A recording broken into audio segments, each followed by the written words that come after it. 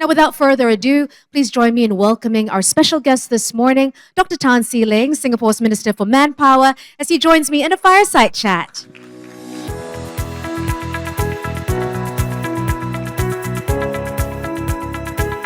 Welcome, Dr. Tan. A pleasure to have you on stage with me again.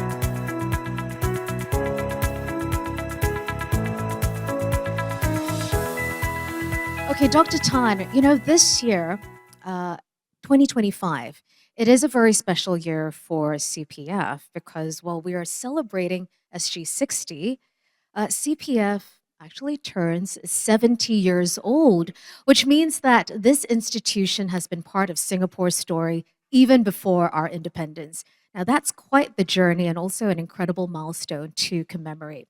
Can you describe for our audience today how CPF has really shaped the financial security of Singaporeans for the last 7 decades? Well, first, thank you very much, and a very good morning to everyone. I'm really astounded and very, very happy to see so many of you here on a Saturday morning. Actually, it's quite nice weather outside, so maybe after walking around, you can actually go around the bay and get some sunlight and exercise in. But really, for CPF itself, we've come a long way. I think CPF started on 1st of July, 1955. And when it first started, this, of course, predates our independence at a time when we were still a British colony. The original idea behind it was more of a savings plan, which eventually would then see how it can actually snowball and morph into a sort of a pension scheme. Of course, over the last 70 years, if you look at how it has progressed, the entire system, how it's transitioned, how it's transformed, it's no longer just a saving scheme. It's morphed into something more than that. The three biggest concerns that affects all of us as fellow Singaporeans and even longer term residents living here really are, the roofs over our heads, our healthcare, and in our golden years when we retire, what can we rely on?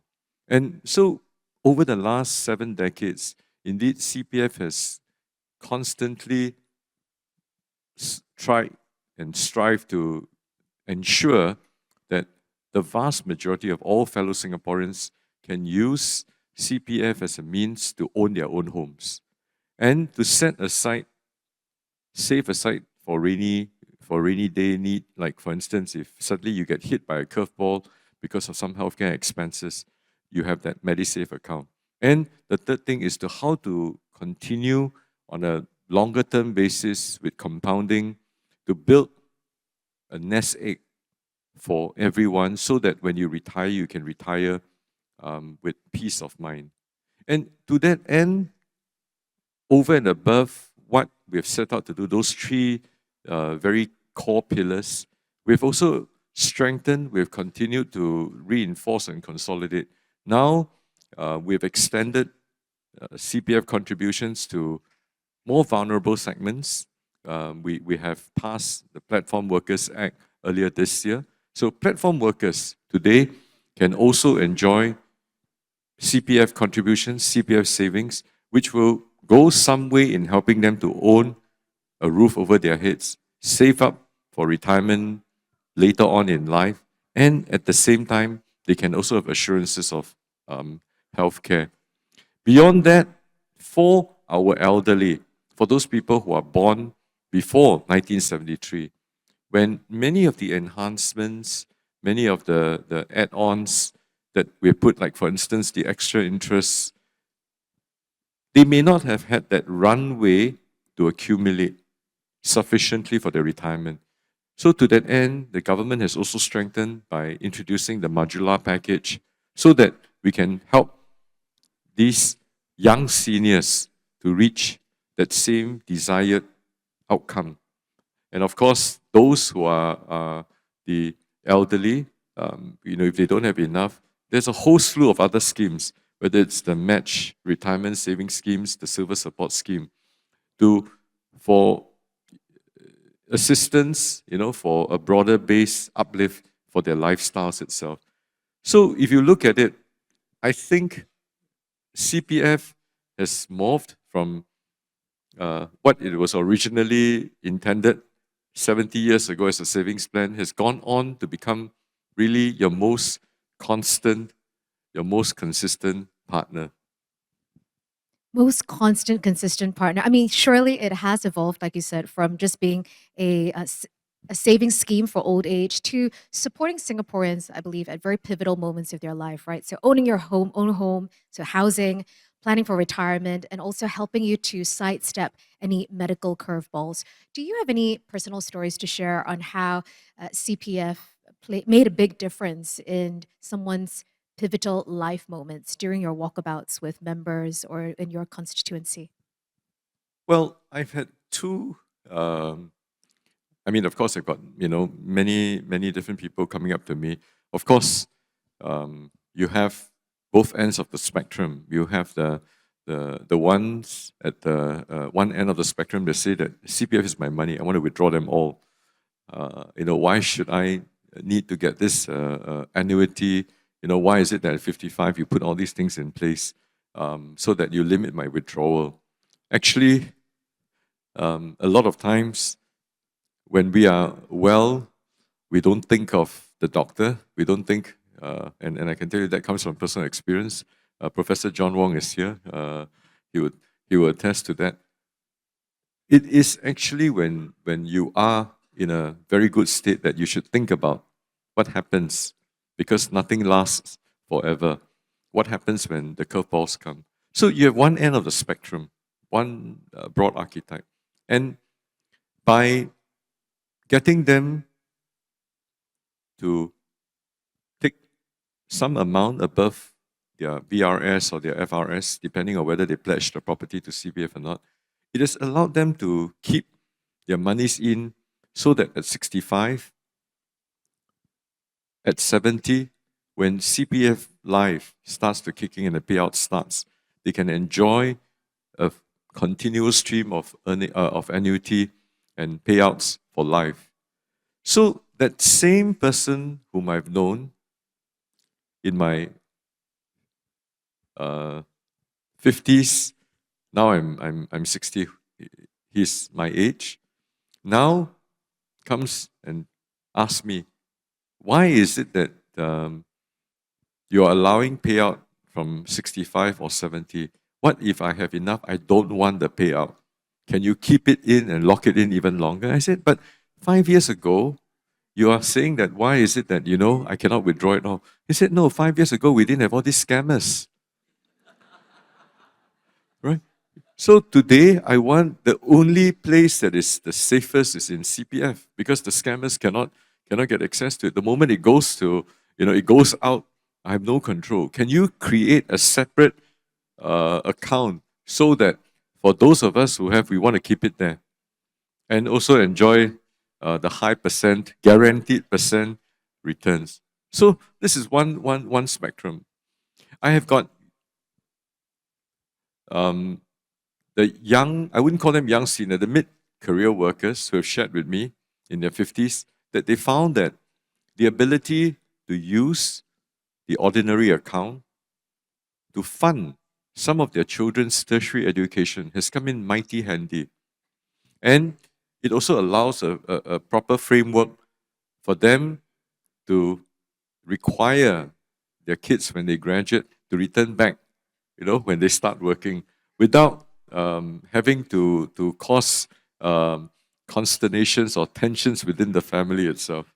So I think these are some of the benefits. I mean, I can go on and on and on, but CPF is like that vault, right? And I know that there are anti-scam stuff that is in place to ensure that the money stays super safe there. But based on your description, it certainly sounds like CPF, like you said, coming back to the earlier point, CPF is your steady financial partner for life, right? Trustworthy as well.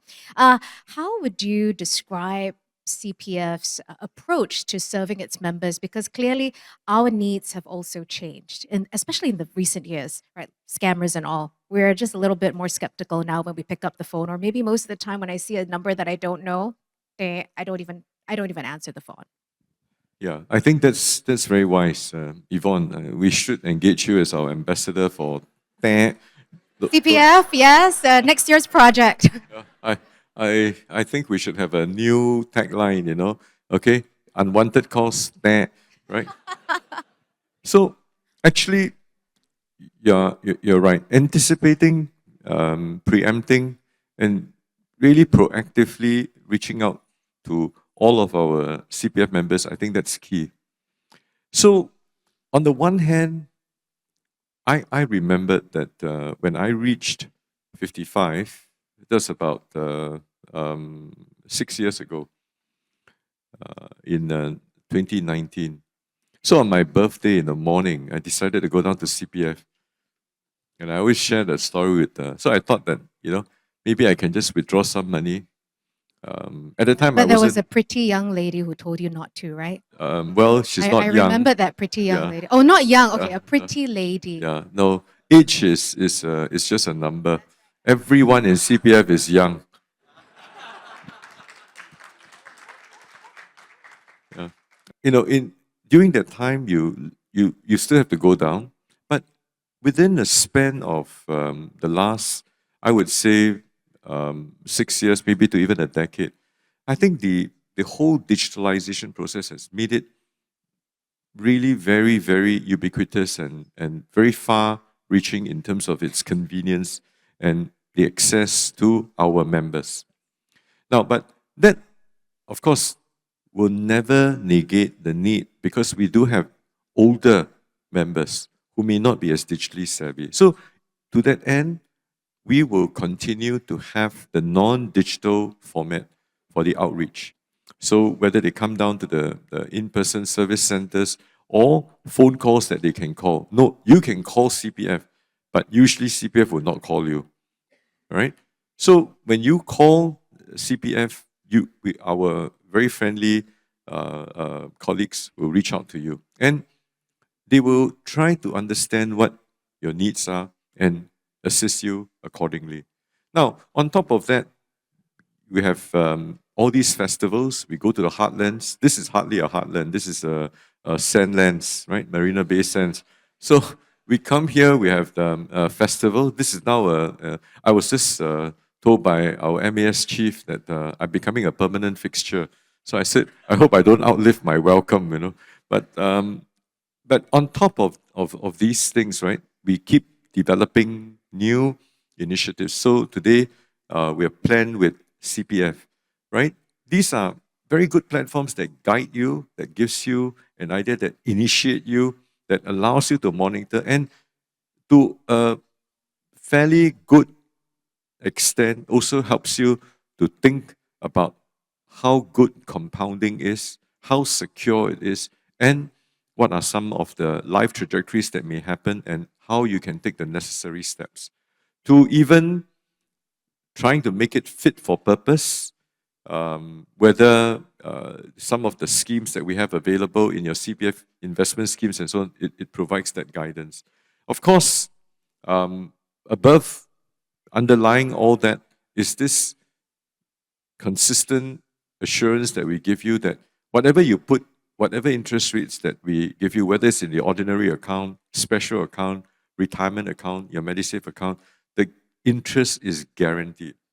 And I mean, today, with the prevailing interest rates in the banks, that is is moving back to a lowish type of figure again. I mean, I think CPF is actually quite a good place to park your money. And I mean, it is also reflected that if you read the news about a fortnight ago, our CPF system has been ranked A by Mercer, which is one of the top ranking institutes in the world for pension systems. This is the first time, we got an A ranking. And we are the only system in the whole of Asia Pacific with an A ranking. And globally, we are fourth.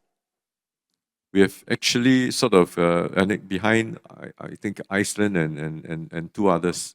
And by the way, many of these systems have very, very high tax rates. I mean, given where we are, given the fact that you're ranked up there, and these are all independent assessment organizations. I think you can rest assured that at this particular point in time, this is probably one of the best systems in the world.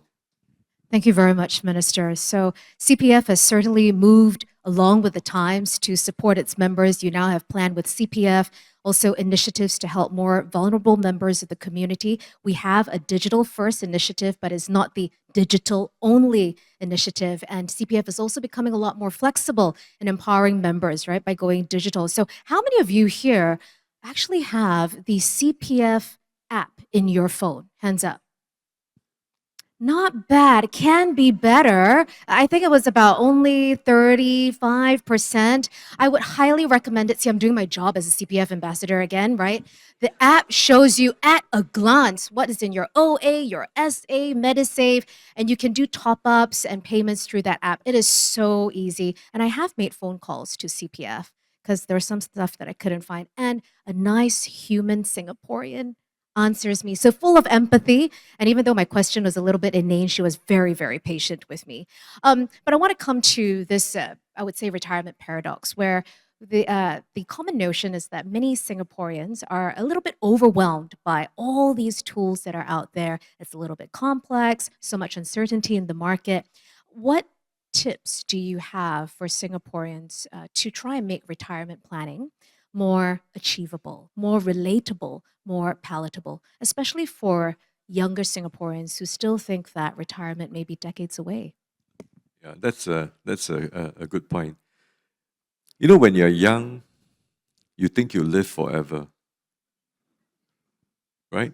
And health, age, retirement it's so distant. You just don't even really sort of figure much in your vocabulary, right? Um, I learned this word YOLO when I retired about 6 years. Okay, I'm not retired, as in I'm still working very hard. But I think when I retired from the private sector, some 6 years ago, and I learned the word YOLO. You only live once. So I think that given the fact that the young think that they have a long runway, if we could just for a moment get and pique their interest in just investing a bit of their time just by going into the CPF app, playing with it, navigating, coming to this kind of festival and understanding how the small steps can lead to a very big outsized compounding, I think we would have actually won and succeeded half of the way. Because it actually, if you look at it, it's a series of small steps. If we can persuade someone who's age 25, just actively put aside about $3 a day.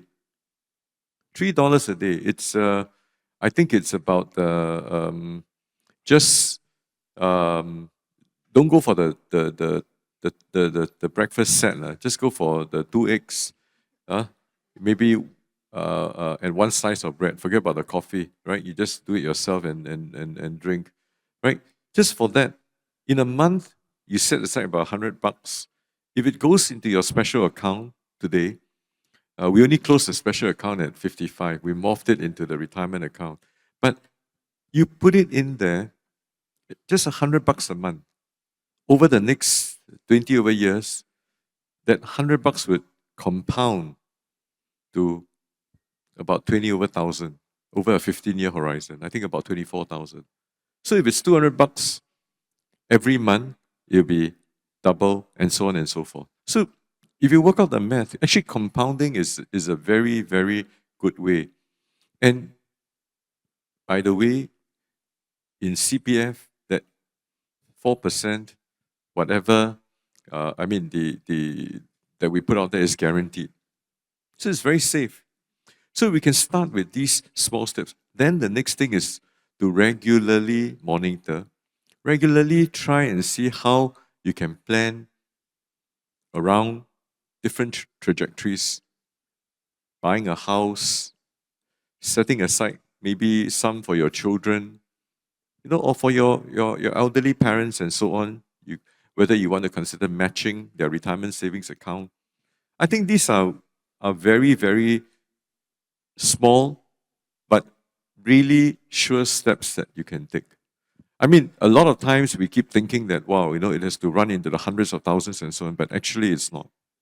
Minister, when did you start planning for your retirement? I mean, I know you're not retired now, like you said, but when did you start? At what age did you only have your 2 eggs, one slice of bread, and no coffee? I Mine is a path that is quite different. My parents were both chronically ill since I was like the youngest time. I mean, my mom had an autoimmune disease. So when I was in primary school, I was like just flitting in and out of, in those days, Si Pai Po, the old Singapore General Hospital. And there was this old block. There were two old blocks. One was Norris, one was Bauer Block. And each time you go in there, actually quite depressing in those days. This was in the late 60s and the early 70s.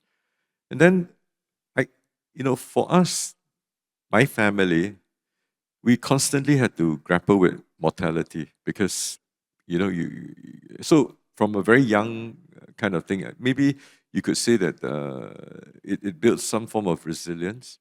So that planning had to come quite early. And then, of course, later on, my dad also had an autoimmune condition. So at my age, of course, now I'm beyond that, but growing up, even in my 30s and 40s, I kept thinking, when is it going to hit me? Because, right, autoimmune condition, you think that there's a lot of genetic predisposition to it. And then the fact that, luckily, I'm a guy, because at one stage, autoimmune usually happens more in ladies than in a guy. Then when my dad also had it, then I said, oh, so both my parents had it. So for me, it's a bit different. So I cannot say it's the same for everyone because all of our life journeys are different. So I started planning a lot earlier in my 30s. And Minister, yeah, given that the timer is flashing, I still want to eke out some nuggets of wisdom from you. And this year's theme is for the festival is titled "Make Every Day Matter and Plan Your Life Story." What do you have to say to the Singaporeans at the Ready for Life Festival today? And what message would you give them as they attempt to write the next few chapters of their life story? Make every day matter. First and foremost, live every day well. But live every day well doesn't mean you spend like as if it's your last. So don't do the YOLO thing every day, lah. No, you can live, okay, but you don't spend because guess what? When you wake up tomorrow morning, and you spend it all, then what do you live on, right? So you can live well, but you save up for tomorrow, right? Because it's when you save well for tomorrow, you can sleep well today. Save well, save well to sleep. Save well and sleep well. Yeah. So Okay. live well today, save well for tomorrow, you can sleep well. Right. How about the plan your life story? Any tips on how they can plan even better besides saving and sleeping well? I think you need to have some discipline. Some discipline to first and foremost look at your own physical health, right? So I think you need to diet, you need to exercise, you need to have good sleep, you need to have good social friendships, social relationships. Then, of course, the discipline also ensures that you take care of your own careers so that if enough financial savings, to put it aside so that you can retire well. So physical health, career health, financial health. Physical health, career health, financial health. And because there's still a little bit more time, let's get one more. Given your very, very busy schedule, you're always at events and doing political work too. How do you stay physically fit? What are some non negotiables for you? That's a tough call. I try to put in about 150 minutes of exercise a week. So, What you, does that translate to? well, you can do about 30 minutes over 5 days. But what I do is I'm a weekend sort of, I have a bit more time. So an hour, this morning I put in an hour, tomorrow I'll put in an hour. Then the rest of the week I try to find another 30 minutes. Very disciplined. So we got to save well to sleep well. And don't forget your physical health, financial health, and career health. Correct? Thank you. Thank you so much, Dr. Tan. Thank you for sharing your insights with us today. Thank you. So, as Minister said, the actions that we take for retirement today will shape decades of our lives. And while CPF can provide a very strong foundation for our financial futures, we do know that retirement is a multifaceted journey. And my expert panel coming up next will provide some complementary perspectives on this topic, ranging from some practical investment strategies to the social dimensions of what it means to age successfully. They'll also share some tips on how we can write our chapters of our life story so that the later years of our retirement will be filled with connection, joy, and purpose. So please allow me to introduce them. On the panel today, we have Professor Pauline Strawn. She is the director of the Center for Research on Successful Aging, or ROSA, and her work includes a study of the sociology of health, work and family, well-being, and aging. And then we're joined by Professor John Wong, who's the Isabel Chan Professor of Medical Sciences and the Executive Director at the Center for Population Health at the National University of Singapore. Professor John is also a member of the U.S. National Academy of Medicine, and he has co-chaired an international commission on the global roadmap for healthy longevity. So we're going to be talking quite a little bit about what it means to live healthy and happy. Joining our panel, we have Ms. Ting Weber, who is the CEO and CIO of MoneyOwl, and that's a social enterprise and a licensed financial advisor under Temasek Trust. And rounding up our panel today is our representative from CPF, Mr. Wong Jin. He's the Deputy Chief Executive Officer at CPF Board, and he oversees all the operations and systems that support Singaporeans' housing, healthcare, and retirement needs. So we're in good hands for this panel. Let's give my speakers a big round of applause, please, as they join me on stage for our panel discussion. So we'll have Professor John here next to me, and then Ting, Jin, and then Professor Pauline. Please have a seat.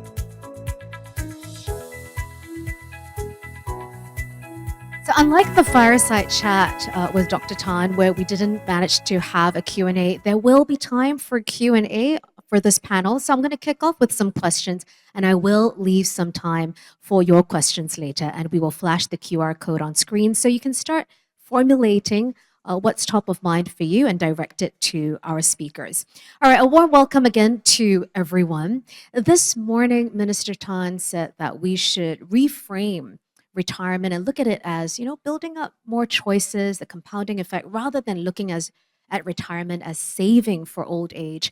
I want to kick off our discussion by asking each of you to share a quick personal story on why retirement readiness is important for you. So let's start with Prof. John, and then we'll move down the line, shall we? Okay, so as an academic, maybe I can have slide one. True to form. Okay, Academics, they love their slide. Let's bring it up. Yes. So my aha moment was when someone told me that all our personal wisdom, education, experience, our social networks don't disappear on a specific birthday. So why should we stop what we are doing if we enjoy this? Because, this is quite worrisome. That, at least in the United States, the people who are very satisfied with retirement has dropped significantly, because I think people don't realize that we're all living longer, and there's so much that we can do and give and enjoy. So I think that this morning's message and this theme of everyday matters really resonates with me. Thank you, Prof. John. Ting. Yeah, thanks, Yvonne, and thank you to CPF for inviting me and also for putting together such a rich and thoughtful program in Ready for Life. I think I feel a bit different from my panelists here because all of you have very long-rooted expertise in your respective fields. But for me, I more a rojak journey in my career. I didn't do finance. I did European history at college. I went on to work in MINDEF, and only later on then I came into investing and financial advice almost by accident. But perhaps because of this rojak journey, I've come to realize that your schooling and even your career experience does not translate to financial literacy or retirement readiness. So, if I put it another way, Singapore, we are very big on human capital, education, tuition, and all that. But when it comes to financial capital and building that up, I think we have some way to go. So, no matter who it is, how educated or how not educated, I see people struggle with CPF, retirement, making the trade offs, and all that. So, my conviction is that retirement readiness needs to be enabled and for everyone. And CPF is a good foundation. It's an A-class system, but let's learn how to use it.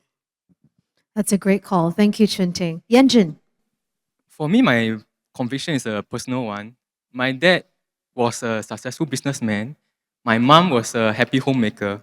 And we used to stay in a landed property. But I use past tense because those are in the past. For some of us who are of a certain vintage, we might remember the 1997 Asian financial crisis. The crisis came, wiped out almost everything that we had. And my dad eventually has to sell the house. And he never really recovered fully financially since then. So for me, my humble wish is that through the work that I do in CPF board, I'm able to enable others to have a surer chance of retirement success and readiness, and doing it by making full use of CPF as the foundation. So if there's anything I wish everyone can walk away from today is that the F in CPF, it not just stands for fund, it stands for foundation as well. Very nice. Thank you, Yanjin, for sharing that personal story. Professor Pauline. I spent most of my career trying to convince you to get married and have children, and many of you didn't listen. So as a result, we are now a super aged society. So we live longer now, and that's a blessing. But we really have to learn how to live well. Prof. John will, I'm sure, continue this trajectory. We're losing about 10 years of our extended longevity. My father is a case of a very good example. He has passed away. He was a kidney dialysis patient, and thanks to our healthcare system, he was able to survive on dialysis for 10 years. But it was a very painful 10 years. Towards the end, I felt so much pain for him, but he would tell me every day is a blessing. So I switched my research to successful aging. I do this for the love of my children because I don't want anybody to look at extended longevity with fear and apprehension. So the way to embrace this gift that we now have is to prepare for it and to be ready for it. So retirement cannot be a state where you end just because you stop working and then you become what? A potato? And you wait for what? To die? But you're not going to die, right? So we have to turn things around. We have to enable society to transform so that it will be an age-friendly space for us to continue to use our capital that we have built up to contribute beyond paid work. So this is what I put my life, energy on now, and I empower all of us to go on this journey together. Thank you Not so true that you only live once. You live every day and you only die once. Oh, thank you for those insights, Professor. Some of you may not know this, but Professor was actually my dean at the National University of Singapore over 20 years ago, and she still looks exactly the same. Although I have to say, I did listen to you about having more kids because I had my third baby last year. There's a 10-year age gap between my first, second, and then my last one. So That's why you need to procreate more, right? Then, yeah, so we don't have to worry so much about the super age society. But let's go back to topic. Now, we want to talk about the evolving nature of retirement because, as Minister said, CPF is also giving platform workers more avenues to also save for retirement. So platform workers meaning gig workers. And I'm sure many of you have seen this in recent times. There are people working on the side hustle. You have the gig workers and then flexible work arrangements. I'd like to ask my panelists, how do you see this reshaping our understanding of retirement readiness? So let's come back to Professor Pauline for this one, and then we'll move down. This is not an easy task, right? That's because we've never adequately prepared for retirement. We've always been a very youth-oriented society, Singapore, because we're only 60 years old. So we've always prepared ourselves for all the important things in your midlife period, right? Get married, have children, go to school, make sure that you remain relevant in the workforce. So this requires a transformation in mindset and also whole of society. And I'll keep this short, right? My parents' generation, those who are the pioneer generation, they worked traditionally because they also relied on traditional support systems, the children, right? But those who come after them, particularly our young seniors, you're not young seniors, you're all young people, right? You go through very different life experiences, particularly in terms of how you view work. Now, work and retirement are flip sides, so we have to look at it holistically. So we go through, through your eyes, right? What is important to you? Work-life balance. You need to enjoy your work, the meaning of work. Those are all, constructs that are very important to the younger generation compared to the older generation. And that's a good thing, except when you think in this fluidity, it's very hard to see the end point and where it transits to retirement, right? So that's why we have to pay careful attention to where we hope to land when you come to a point where you're ready to ease out of paid work. And then the question is, where do you go? There's a lot for you to do. In a super aged society and a hyper aged society by 2030, 1/4 of us will be 65 and above. In a country that relies solely on manpower and nothing else, you cannot afford to push that 1/4 and that growing proportion into the sub areas and render them invisible. So together, then, we need to reimagine what retirement means. Where do we head when we give up our paid work, full-time paid work? What do we do next? So we have to look at retirement as an opportunity to store up. Preparation for retirement is an opportunity to store up on future capital. So for someone like me who is a sociologist and therefore a professional busybody, the way I prepare for retirement, right, is to make sure that I have a pathway for future social engagement in my community, because that's going to be my third space, right? Because when I retire from work, I'm going to spend more time in my neighborhood. I'm going to spend more time where I live. So I start to do things like volunteer for my management committee, look around at the community centers to see how I can stick my nose in, and be a busybody about how neighborhoods are run, nutrition in the hawker center, because at some point, my hawker center is going to replace all these fancy places that SMU is situated around. Thank you, Professor. Great points there. I'm going to come back to them to unpack that. But from one professor to the next, Professor John, can I invite you to share more about the longevity aspect of retirement readiness? So I fully agree with everything that Pauline mentioned. If I can have slide 2. So, this is really good news. This is, again, US data, but Singapore data, which we just have finished and we're going to be publishing it soon.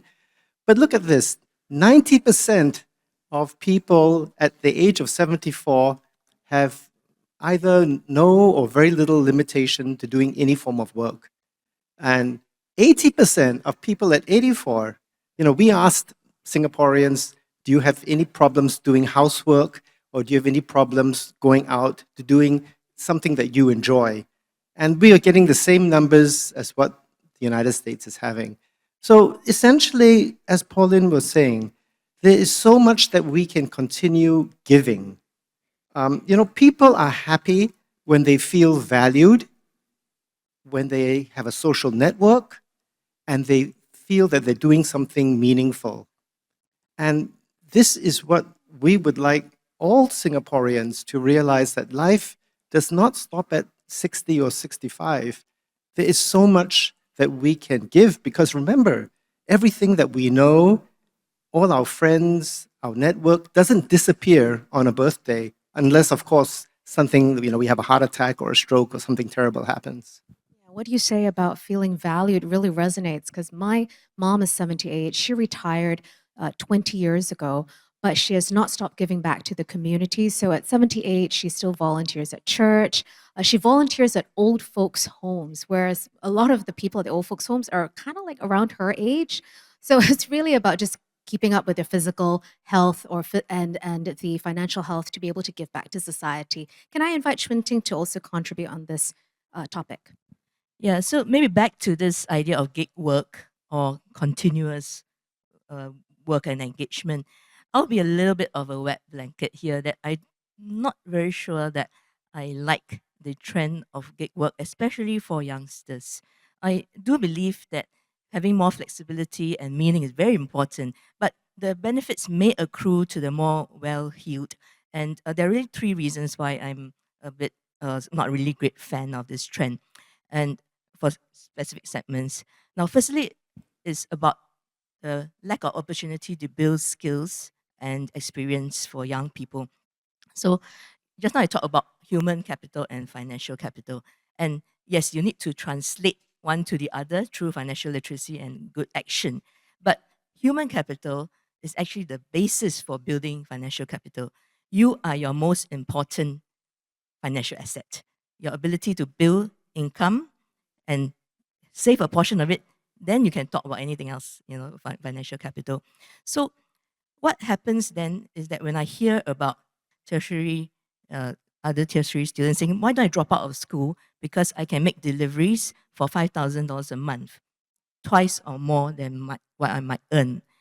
I understand where it comes from, but I also worry, what if one day autonomous drones or vehicles start to take over deliveries? Then where is your employability? And in economics, we have this idea of hysteresis, right? When something that is temporal has a permanent effect. In this case, it's the loss of the experience.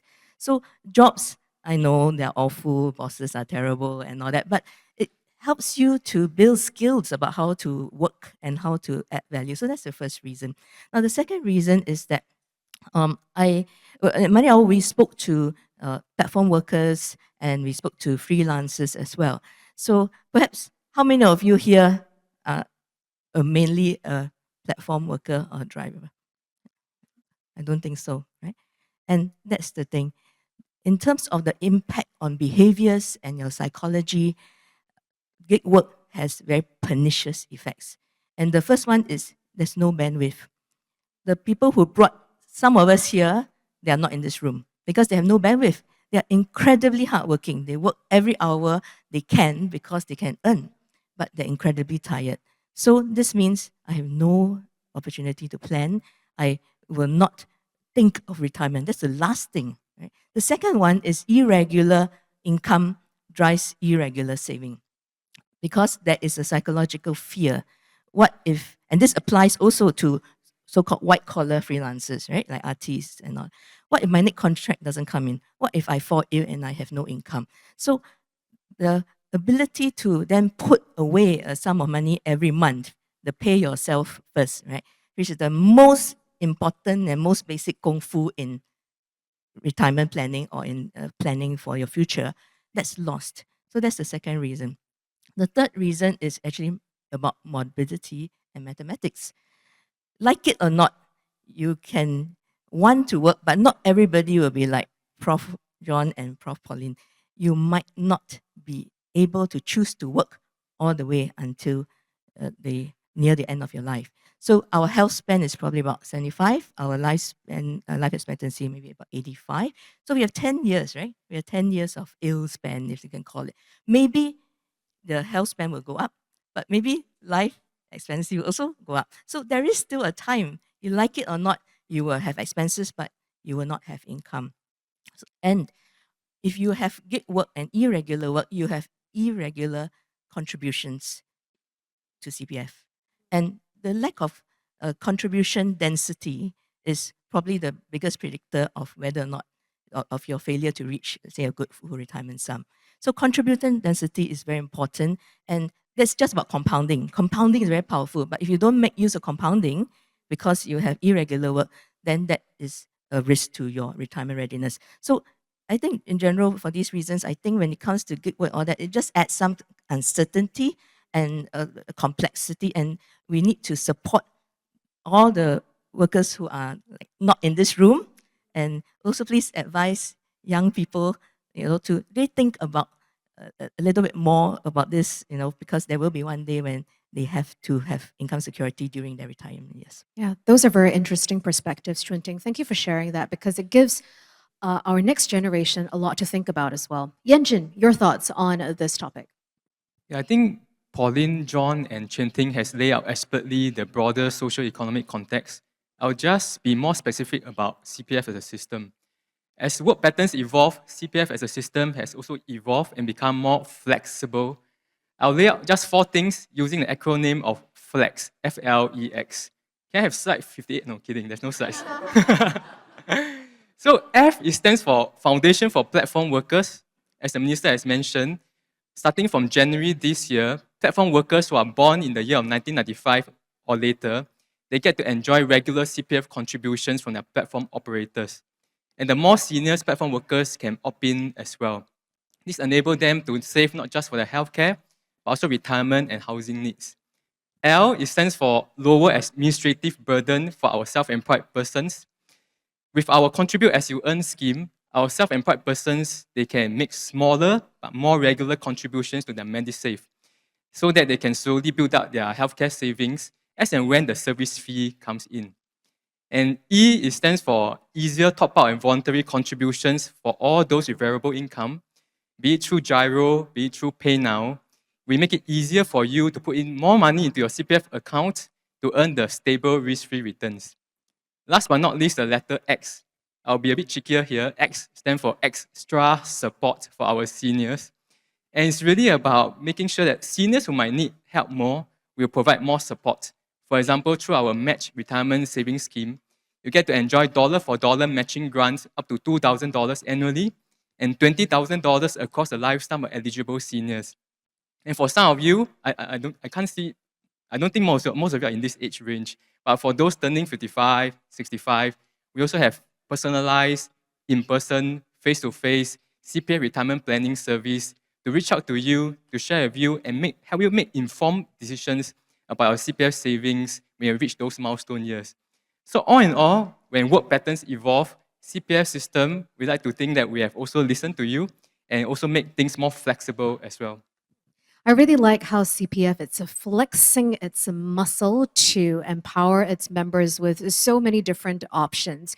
But let's also now move to talk about the multi-dimensional aspect of retirement readiness, which is something that Professor Pauline and Dr. Tan has already alluded to. So many of us believe that financial planning, or rather financial planning, gets a lot of attention when it comes to retirement preparation. But there is now a growing recognition that having that financial security alone may not be adequate to securing a holistic retirement where you really enjoy your later years. So what other critical dimensions form this holistic retirement well-being? Professor Pauline, let's start with you. I feel I should pull up slides too, but I think it's okay. We will We'll give all the slide time. Yeah, to Prof. John has more slides coming, guys. So just bring up your phones when he does, okay? I must tease him, right? So I have the privilege of running the Center for Research on Successful Aging, ROSA. In ROSA, what we do is we expand the notion of well-being beyond traditionally, based on my own work, right? When we think of well-being, especially in older years, we think immediately about on physical well-being, right? Because if you're ill, then life is a little bit difficult moving onwards. But we feel that if you look only on one dimension, you're not leveraging all the assets that you have, right? As an engaged individual. So my econs colleagues, of course, are fixated on economic well-being, whether you have enough money to retire. So on health and economics, I think in Singapore, we do better than others. For sure, for economic well-being, CPF has done a wonderful job, right, in anchoring all of us. I was one of those who resented CPF when I didn't have much money. When I was a young assistant professor, every month they sucked up so much. But then because of CPF, I'm an empowered homeowner. And now I see the benefits of owning, homes. In terms of physical well-being, I think we have a Class A public health system. That's why our life expectancy is one of the highest in the world, for a city-state particularly, and John will help validate that. But there are two other dimensions that I think we don't do so well in, and so ROSA focuses a lot on these. Social well-being and psychological well-being, right? I think we have neglected mental health, and because it's a taboo topic to start off with, and now that because of our younger generation, they are challenging us to talk about it. So those of us, who are older and have kids, we learn to talk about it, and now we realize that we've missed out quite a bit. So it's playing catch up. And then, of course, as a sociologist, we focus a lot on social well-being. I think we tend to let systematic life processes take over. You wake up in the morning, you don't think, right? Maybe you think a little bit about what you want to wear, but really we act like robots, right? We complain along the way, and then we are triggered by processes that we seem to have very little control of, and so we live our life like that. Human beings are very adaptable. If you don't want trouble, just go with the flow. But this flow has not prepared us for extended longevity and retirement. So for those of you who are still working full-time, please think, how many friends can you think of who are not your work buddies and people that you have, professional relationships with, and you could call them and say, shall we do lunch? I must tell you, I confess, because I've worked for so long, all my friends are in my work circles. So suddenly I realized, oh my goodness, one day if I wake up and I am retired, what will my life be like? First thing is, will I recognize my husband? That's the thing that we have to remember, because we get married, spend so much time on courtship, I love you, you love me, yeah. And then you grow children, and there's an excuse to not focus only on the children, and then you get busy, and then suddenly you realize, you wake up and, oh my goodness, we have both grown older, but were we on the same trajectory? Are our aspirations still the same? Do you still like coffee like I do, right? So first, we have to invest in our family relations. Critical, right? And we tend to neglect that because you just think that, once you sign the marriage certificate, that's it, right? Wrong. We also have to invest in relationships outside of family. And this is where most of us don't do so well in.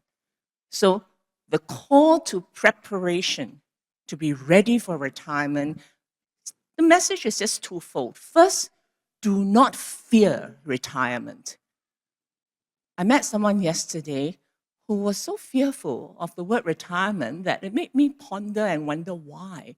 It's because we now look at retirement as a loss, right? Loss of social status, loss of an income flow, You start to have, no place, in this hierarchy that we're entrapped in.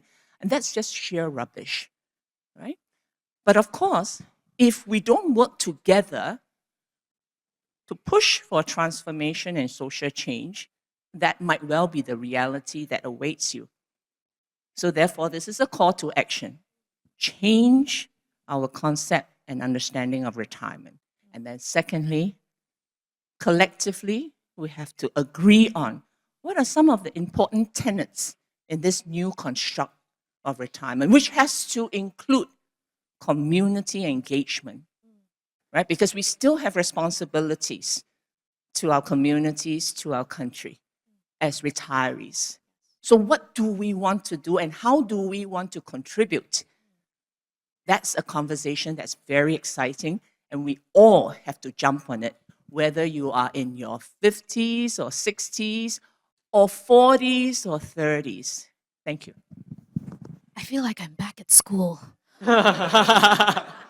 There was like, it's all coming back to me now. And I used to be furiously taking notes because she's going to test me on this, right? So maybe this is a conversation that we need to have next year as we go back and think about all these really pertinent points that you raised. But to that end about investing in our social relationships, I became my mom's best friend after she retired because every day she was talking to me. And every day she sent me to school because she had nothing to do. So if she needed to lecture me and scold me, I was a captive audience in her car. But there was either that or take public transport. So I take mommy's transport. Yeah, but best friends, right? Professor John, I'm really excited to see what slide you're going to show us next. Yes. Well, okay, before I show any slide, firstly, I fully agree with everything Pauline said. But, I think in Singapore, we beat ourselves a lot, and the reason why we have this challenge is that Singapore has gone, I'm 68 years old. When I was born, we were a young country, and we are the second fastest aging country in the world. We have gone from being a young country to an aging, aged, and super aged country in 26 to 28 years. France took 145 years to do what we have done with our demographics. The United States, about 88. Even Japan took 28 years, and we're going to do it in 26 years. In 1965, life expectancy in Singapore was about 65.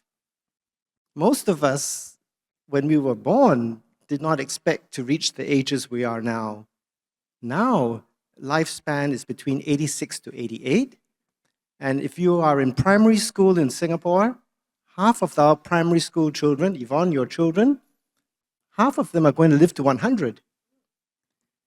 So we just haven't, as a society, just been able to realize we've been blessed.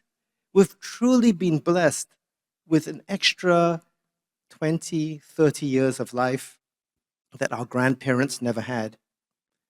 Now, Singapore has got some really amazing institutions. I mean, as an academic, I go around the world, and the whole world marvels at our CPF and our HDB.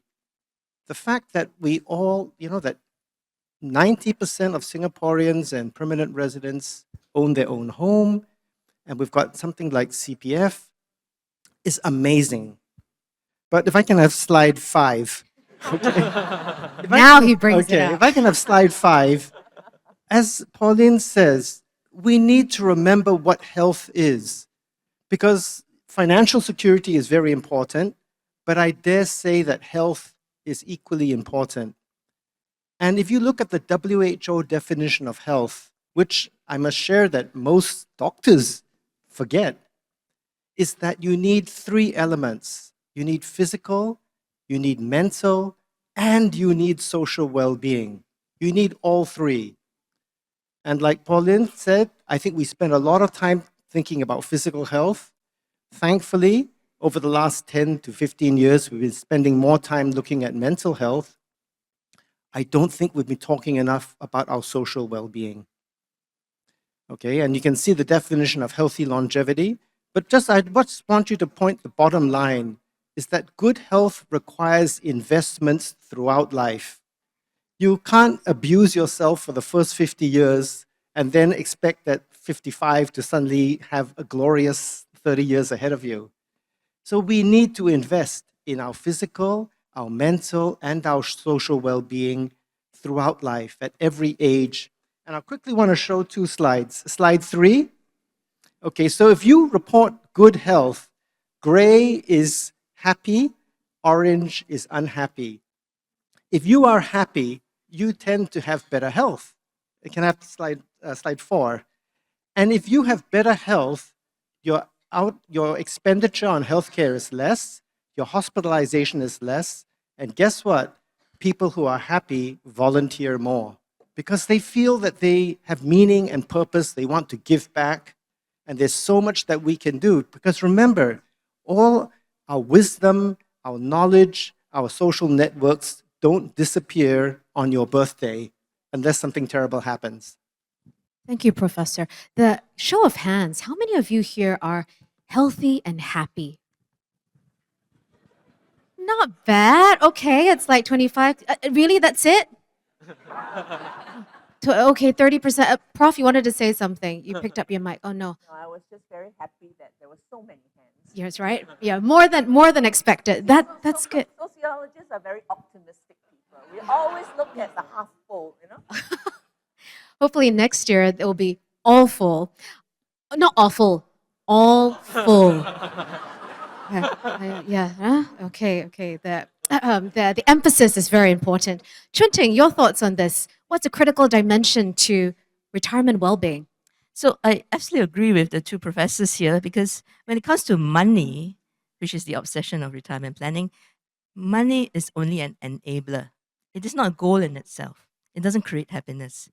So to some extent, everything that Yanjin represents, that I represent, even to some extent, Prof. John on health, these are all enablers to what Prof. Pauline is talking about. That's the real stuff. You know, the things of the soul. You want to bounce babies. You want to have coffee with your spouse and laugh. You want to, hold the hand of the needy or your elderly parents and see that smile. That's what matters. But at the same time, money is also a necessity, right? There's nothing romantic about poverty. So if I borrow from IKEA, right, you don't have to be rich to be clever. But you also don't want to every day only eat the IKEA $1 hot dog and 50-cent ice cream. Not very healthy. Right? So let's be balanced. Don't have a maximization mindset when it comes to money because money is not everything. And you end up taking a lot of weird risks because of fear and greed. But instead of maximization, let's go for sufficiency and reliability. Have sufficient money that comes in reliably for as long as you live. And that's why CPF is indeed a foundation, because the foundation of that financial security can be found in our A-rated system in CPF. Thank you, Chuin. Yanjin, do you want to pad on to that? Yeah, I'm so glad that Ting has been emphasizing CPF is the foundation. In fact, a strong financial foundation makes a connection back to life aspirations, which is the why behind retirement planning. Hence, in CPF Board, we aim to offer integrated experiences to everyone to bring this connection to life.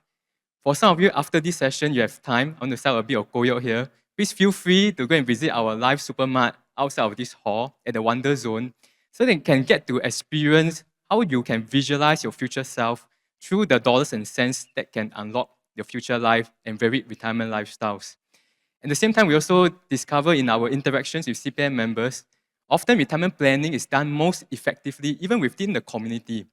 Hence, we collaborate very extensively with different community partners. For example, Agency for Integrated Care. Work with them, and these community partners not just explain the benefits of CPF to their constituents, be it the pre-retirees, the seniors, but also at the same time act as that bridge to connect them with community activities, with social support network. So all in all, we hope that by contributing to this whole integrated movement, we're able to help everyone see that actually retirement planning is not just about hitting financial targets, but it's also about unlocking life chapters, as what the panelist has mentioned, so that everyone is empowered to write their own story. Your messages have all rung out through and clearly. I just want to stay on Yenjin for this next one and ask you this question about whether it's a chicken and egg issue, right? So, do you need to have a strong financial foundation before you have the confidence to go out there and build those social connections and seek meaningful activities? Or do you think someone who already has those strong social connections and someone who lives with a strong purpose is able to plan better financially? I mean, which one comes first, Yanjun? I think, Yvonne, you're absolutely spot on. It's a chicken and egg issue because both come first and both come after each other as well. Okay, what do you mean? And let's go to slide 500. No, just kidding. Yeah, what do I mean by that? Because through our many interactions with CPM members, on one hand, we find that CPM members who have clearer life aspirations and life goals, who have stronger social connection and network, often they are the ones who interact more effectively and proactively with CPF planning, with retirement planning. So for example, they come to seminars like this. They ask very good questions, which I'm very worried about later on. And also, they often make very thoughtful decisions about their retirement options. And on the other hand, it's also true that when we connect with pre-retirees, with seniors, through our interest-based activities, through community events, we often find that they are more receptive to talk about financial planning in those circumstances because the discussion is less intimidating if we situate it within live discussion and not just in silo financial interaction. As we look across all these dynamics, a very clear pattern emerges for us is that financial anxiety often is a barrier that hinders everything else. For someone who is less secure in their basic financial security, often we observe that they have weaker social connection, they have less energy to pursue meaningful activities. So for us in CPF board, we do not want to unpack this as a chicken and egg issue. What we do is we try to create multiple entry points for us to connect with our CPF members at where they are most comfortable with and build it up from there. For example, in our community outreach programs, we work with the community partners. We first address the constituents' immediate financial considerations first. For example, healthcare subsidies, immediate CPF benefits, etc. And we often find that it opens the door for them to be more deeply engaged in the community and social support network. Okay, I want to move on to two more questions before I open it up to the floor for questions. And this one I want to come to Ting because with what you do now at MoneyOwl, you would agree that our generation has so many retirement planning tools. And in fact, there's so much more knowledge available to us than any generation before us. But because of the proliferation of options, many Singaporeans can sometimes feel very overwhelmed by the complexity and the uncertainty. So how do we bridge the gap between, yes, we know that retirement planning is good to do. How do we go about doing it? Not just that one time, like, okay, I'm just going to top up my CPF, that's it. But how do we do it consistently so that we continue to build the future that we want? Thanks, Yvonne. Indeed, sometimes it can seem very overwhelming. And you had this Nobel laureate, William Sharp. He said that retirement is the nastiest, hardest problem in finance. Prof would disagree, right? Yeah. Okay. And Chuin, please carry. I know I say one, William Sharp, okay? Yeah. Of probably the Sharp ratio, right? Yeah. So, but what is it that's difficult? You mentioned we have tools. They're great. It's not about knowledge either. It is about that last mile, the action to the last mile. If you know everything about CPF and you don't do a single thing about it, that's it. You know, it doesn't count for anything, right? So I think I have two suggestions, and they might be slightly unorthodox for a financial planner. But the first one is this. I think it is more helpful to look at what you may already have and take some comfort in that than to concentrate on what you need, right? So now don't get me wrong, it's great to, get someone to calculate that you exactly need 1,838 per month. That's the speaking time that we have left, to get to a not a 4D number. Retirement sum, not 4D number, but based on assumptions that probably will never come to pass. Okay, I'm not saying it's not a good idea. It's a good idea to learn, but you know, sometimes if you look at your plan with CPF, you realize that you may actually not need as much. So we have a lot of research, right? And I saw a bank research at the beginning of the year, but there were many others to come that said you need more than $500,000 to get about $1,600 per month in retirement income.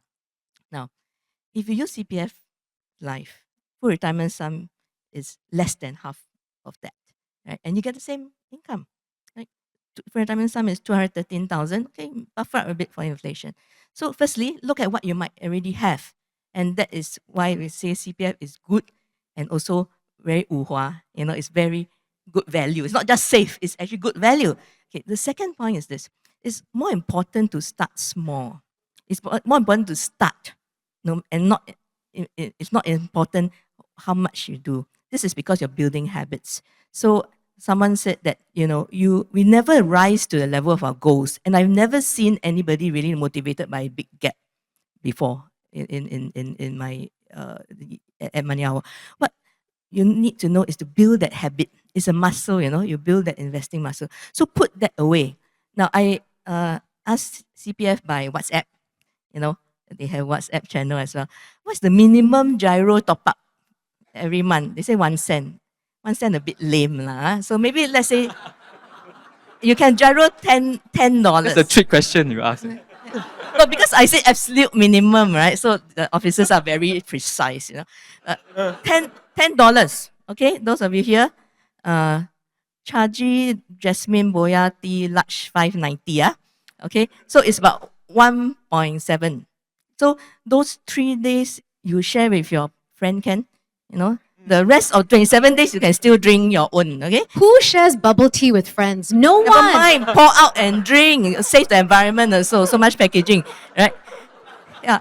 And then for our platform workers who bring our bubble tea to you sometimes, maybe can we encourage them somehow? Maybe drive 2 rounds for your future retirement, and top it up and something. So start small. That's the most important, right? And it's unlike exercise and unlike social connections, right? You can automate. You cannot automate yourself going to gym, right? Or those massage chair that don't work one. Yeah. So, but you can automate your financial accumulation and well-being. So I think those are 2 points. Find out what you already have. You might actually be surprised. And secondly, start small. Just start. Yeah, start small. The compounding effect always comes. Pay yourself first. Yes, it echoes what Dr. Tan said too. Yenjin, quick thoughts on this, and then I want to move to a question for our professors. Yeah. For me, ultimately, I think at the end of the day, just to highlight, okay, I'll be quite frank here. I was sharing with Prof. John just now. My dad just passed on earlier this week. So it got me into thinking about what is... Sorry to hear that. Yeah, no worries. And so it got me to think about what actually might be my picture of retirement. I think that is something which every one of us here would probably want to spend some time to think about, because life is really, after you've gone through this grieving process, life is really not so long after all. So at the end of the day, what is my picture of retirement? For me, I come to the conclusion that my picture of retirement is one of thriving pastures and flowing waters. Individually, you will have your own, but you develop it for yourself. But for me, it's thriving pastures and flowing waters. Do you mean you're going to migrate to New Zealand? But in my picture, there's no sheep, so maybe not New Zealand. Okay. Yeah, for me, it's a picture of purposeful contentment, characterized what I call 3 key elements. One is really enough, but not excess. Envision your future retirement lifestyle early, create your own portfolio to reach that lifestyle. Never settle for anything less, but don't covet for anything more either. Enough, but not excess. Second is really rest, but not rush. Be more in the moment, channeling your focused energy into paying it forward, into pursuing a new skill, and don't be constantly in motion like a hamster on the wheel. Third one is really peace and not pride. Try to be comfortable in your own skin, and then that comfort in your own skin is really anchored by your retirement readiness, your retirement foresight, and don't go around trying to impress others. So all in all, I just want to echo what my minister has said just now, even though he left already, but I just want to echo him. Score point, It's really... It's recorded, so if Oh, it's he watches recorded. this, Yeah. yeah, he will know. Okay. Just send him this segment will do. Yeah. So it's really, at the end of the day, I see financial health not too different from physical health. Just like physical health, financial health, you need to take baby steps, coherent steps, consistent steps to build it up. So for all of you here who hasn't started to think about your financial health yet, I encourage everyone to start thinking about it today. It's never too late because today is the first day of the rest of your life. It's about starting today. So what did you say? Peace, not pride. Don't what? And then Enough, enough, not excess. not excess, and the C, Rest, not rest, rush. not rush. Yeah, it's ERP. Oh, right. It's better than So in life, if Confucius you want teachings. In life, if you want to rush, then you pay the ERP. Then if you don't want to rush, you take your time. And then save some money too, so you don't have to pay the ERP. Thank you. I saw some people clapping at the end of your comment there. Okay, looking ahead, and this is a question for both my professors. Are there any interesting innovations, transformations, or initiatives in your respective fields that you think could really address the changing retirement needs of Singaporeans? Let's start with Prof. John, and I'll go to Prof. Pauline. More slides, right? Maybe two more? Two more. Two more. Okay, so sorry, your question is about what are the innovations? What innovations or transformation right. or initiatives? Well, okay, so slide 6 will be something which I think is really resonating around the world. It's this, if we want to unleash the longevity dividend, if we want to unleash the dividend, that this extra 20 years of life that we've never had before, we need to start off with a strong social compact and with equity, cohesion at the center. And then we need to invest in enablers. We need to invest in education. We need to invest in good jobs. We need to invest in building the social networks that Pauline was so passionately talking about. We need to invest in our built environment to make sure that our physical environment allows us to do all the things we want to do. And then we need to invest in our health and health systems. Equally important, we need to address the disruptors. And the biggest disruptor is ageism. Is people saying, I can't do this because I'm 50. I can't do this because I'm 70. I can't do this because I'm 80. Age is just a number. I know many people who are thriving at 80, and I know many people who are struggling at 50. So we need to really focus on how do we keep ourselves healthy to allow ourselves to live this full life. And of course, we need to make sure we address disease, poverty, social determinants of health, climate change, prevent conflict, and really try and address inequity. Because if we can do all of that, we can lead to something Singapore has never had before. We have never had a thriving young population and a thriving older population. And if we can have both thriving, older and younger people, can you remember that earlier slide I showed? That 80% of people at the age of 75 to 80 have no problems with housework or going out and doing things that they enjoy. Just think of the huge human, social, and economic capital that we can unleash in Singapore. So how are we trying to do this in my last slide? So I'm very involved, if I can have slide 7. I'm very involved in taking one part of Singapore. We're taking Queenstown because it's representative of Singapore. And we're really trying to say, can we take the whole of Queenstown? And we're working with NUS, NUHS, HDB, multiple public sector agencies and the Tsao Foundation to say, can we increase healthy longevity in Singapore? Can we enable purposeful longevity? Can we promote intergenerational bonding? And can we really support the community for all ages so that we can age in place? Because if we can do it in Queenstown, we can do it for the whole of Singapore. Who here lives in Queenstown? Oh, lucky you, sir. That one person. But thank you, Professor. That was very insightful. So it's about investing in the enablers and also combating the disruptors, because I think the utopia that you painted for us, a thriving young population and a thriving super aged population, older generation, that's something I would look forward to, right? To be able to enjoy life with both my young kids and my elderly parents. Yvonne, this is not utopia. We went from mud flats to metropolis, and we're That's sitting in the mud flats right now. So Singapore can do it. Yes, we can. Thank you, Professor. Professor Pauline. Oh, yes, let's clap. Okay. I mean, we can do it. Yes, thank you. Thank you for that. Prof. So let me feed off what John has shared, because I'm an academic, right? So I think that we mouth the word super aged, but we really don't understand the implications, right? We look at a statistic, a diagram, and then we go, oh, more old people. But it means that the way we run society has to be very different now compared to the 1960s, where we were a very youthful society, a youthful nation. So we're entering what, in lay jargon, right? A gray zone, because we're not quite sure where the pathways are. We're not quite sure what we want CPF to do, for example, right? And we don't know how to tell HDB whether their community spaces, is it in the right form, or do they need to be tweaked? So this is where academia partners, policymakers. So I run ROSA.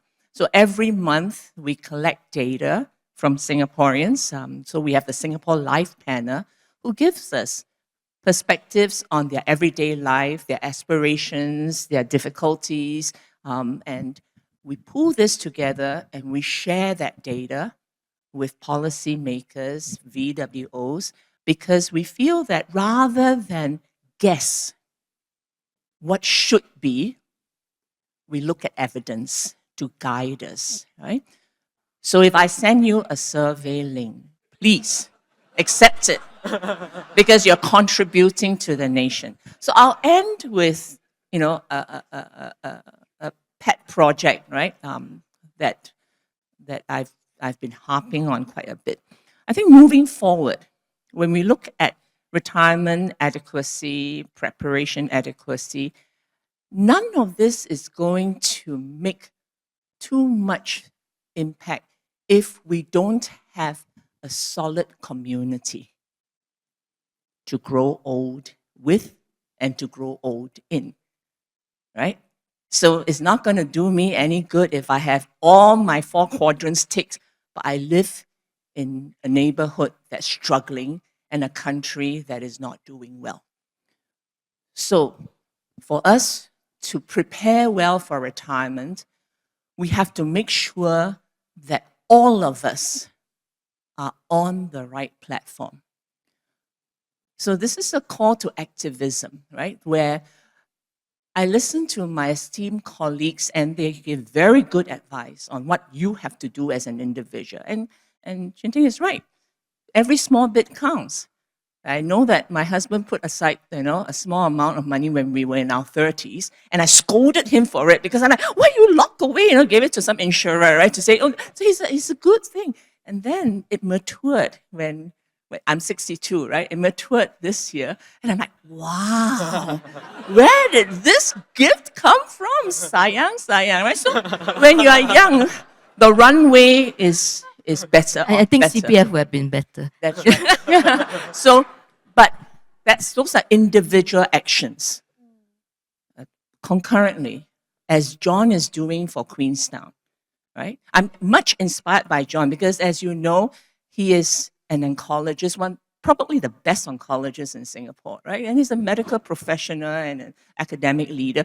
So when I heard him talk about Queenstown for the first time, I was in awe because he's very inspirational. And also the fact that he's going to invest his career now in building community.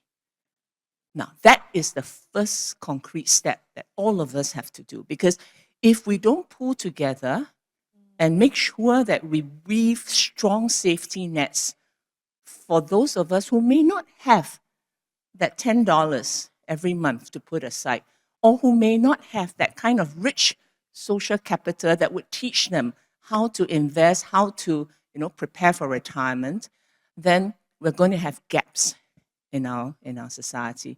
So here is where building neighborhoods, so extending from John's, building neighborhoods is extremely important, because if we can empower and unlock the social capital that is in each neighborhood and transform the way we do things, right, in our society, hopefully we won't leave anyone behind as we head towards, a very exciting future. I mean, imagine, I'm not going to die at 65. I'm probably going to be very healthy when I'm 75. Well, gee whiz, I think I should still be around when I'm 85. That's like 25, 30 good years that I can spend, living fully, enjoying my loved ones, and that's a blessing. But for that to happen, we have to bring everyone on board, because the interventions that we can roll out at the community level, for example, agitate HPB to press on the hawkers, at the hawker center to deliver healthy meals at affordable price. That kind of intervention is going to go a long way protecting older adults who may not have the means to take care of it on their own, right? If we can think of innovations like this together, I think we can all look forward to a hyper-aged society, and we will, be able to showcase what a small country like Singapore can do. Right? Thank you very much. Such an encouraging and inspiring call to action, to activism on what we can do to support and bolster our community. Kind of like, and have to be a bit more kepo. Everybody needs to be kepo about other things, right? To care about what's going on around us. Okay, time for some questions. Let's take a few. We're going to flash the QR code. Submit your questions. We'll take as many as we can, but we don't have much time left. So maybe just 2 or 3. And here's one for Yenjin, which already came in. What are your thoughts on saving to the higher enhanced retirement sum, the ERS, of about 426,000? Why not save up to the full retirement sum, which is 213,000 now, and then withdraw the rest? Wow, this is a very important yet difficult question. So I'll honor this question by having 2 versions of the answer. The first version is the official version to think about this. The second version is my own personal take about this question. So the question is, do you want to save up to the full retirement sum or the higher enhanced retirement sum? The official version to think about this is, actually there's a structured way to think about this in 3 related questions. First, as I alluded to earlier, you need to be very clear about your future retirement lifestyle that you want. Second, be clear about what might be the monthly income you need in order to enjoy that future retirement lifestyle that you want. Third is really what type of retirement portfolio you need to create for yourself to generate that monthly income. So ultimately, the official answer is whether do you want to save out to full retirement sum or enhanced retirement sum is your personal choice. If you think that you can save up to the full retirement sum without going to the enhanced retirement sum, and yet at the same time, you are able to have other financial options that generate the monthly income you need to live out your desired retirement lifestyle at a risk level that's tolerable to you, then it's your personal choice. And the second part of my answer is really my own personal version of the answer. For me, I think the North Americans like to say that they have to eat their own dog food. French say drink your own champagne. Singaporeans smell your own orchid or eat your own chili crab. But for me, I have to use my own koyo. So I'm a firm believer that CPF, the F stands for foundation. So what I'll do is that I want to make sure that the foundation is as thick, as fat as possible. Anything that's above, I can do anything else that I want. And if everything else fails, I still have this very thick and fat foundation to fall back on. And once I've done for this, actually, it's almost equivalent to my individual safety net. And once I'm done for myself, I will top up for my loved ones as well, for my family members. I need to make this point because some of my family members are in the audience. Yeah, so to this end, I want to maximize the CPF system. So what I'll do is, for myself, when I reach the age of 55, which is not too long later, I will bump it out to an enhanced retirement sum to get the maximum benefits out of the CPF system, which is my solid foundation, my individual safety net. So many questions coming in. I'm going to combine two. Chuin Ting, how much is really enough for retirement? Not the 1838 that we saw just now.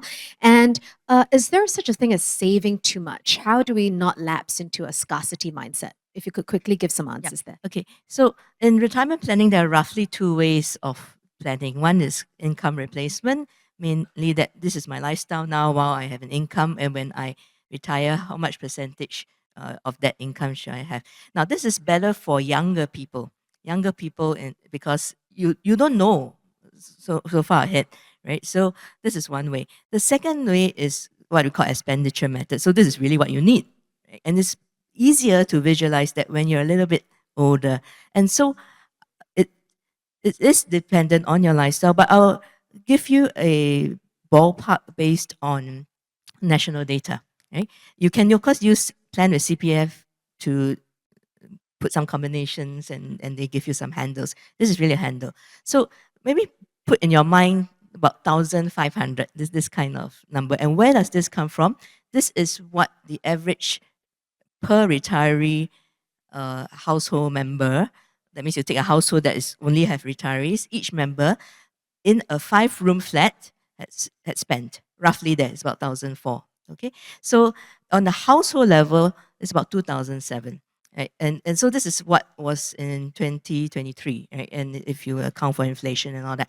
So if you want to be sort of safe and you're quite near there, this is what 80%, if you're at that level, 80% of households in Singapore had on average spent that, right? So this, I didn't massage this number, you can check, but it happens to be around where the FRS and ERS in sort of today's dollars and all that would give you, right? So I always say, if you want to have an easy handle, be on track for full retirement sum at least, right? Be on track for full retirement sum to give you that about 1,004, 1,005. In fact, MoneyOwl will even say that if you don't have full retirement sum, don't need to go and buy anything else. You know, no need to buy anything else that your advisor or banker may want to sell to use it. But why not full retirement sum first, at least as a foundation, right? Everything else is then we can be more flexible. So settle that full retirement sum first. That would be your advice. Thank you, Chuin Ting. Okay, we've really run out of time. So to close our opening forum for 2025, I have one last question for each of my panelists, and I'd like you to just complete this sentence for me. Okay, retirement readiness means ... Just one sentence. I don't want a second paragraph, third paragraph.